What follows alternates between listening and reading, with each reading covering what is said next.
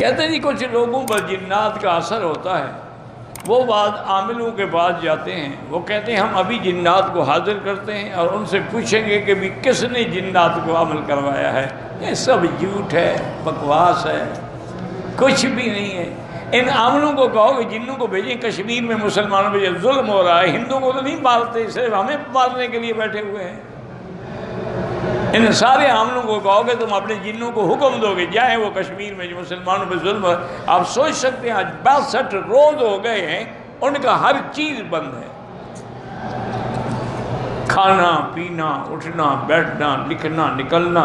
رات کو بیچارے اپنی جوان لڑکیوں کو دور دراز کے گھروں میں بھیج کے پہرا دیتے ہیں، کسی وقت فوجی اندر گھس جاتے ہیں اور ان کی بے عزتی کرتے ہیں۔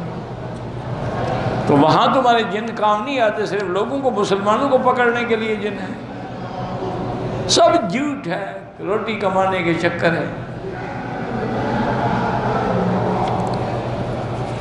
اگر کسی کو جن ہے، سورۃ البقرہ کی تلاوت کرو، جن خود بخود بھاگ جائیں۔ مجھے پیر بننے کا شوق ہے تو بڑا آسان طریقہ ہے، کسی قبر پہ کپڑا ڈال کے بیٹھ جاؤ، بس پیر ہی پیر ہو۔ اور بولنا بالکل نہیں، خاموش ہے۔ انہوں نے کہیں گے پیر صاحب کو روزہ ہے، چپ کا روزہ رکھا ہوا، چپ شاہ مشہور ہو جاؤ گے انشاءاللہ۔ پیر بننے میں کیا دیر لگتی ہے؟ دیندار بننے میں دیر لگتی ہے، عالم بننے میں دیر لگتی ہے، اللہ کا ولی بننے میں دیر لگتی ہے۔ جھوٹے پیر بننے کے لیے کیا ہے، وہ تو بازاری ہے۔ اس زمانے میں دعوت و تبلیغ کی کیا اہمیت، اس کے بغیر دین پھیل ہی نہیں سکتا۔ دین پھیلنے کا ذریعہ ہی یہی دعوت ہے۔ ادعو الی سبیل ربک بالحکمۃ والموعظۃ الحسنہ۔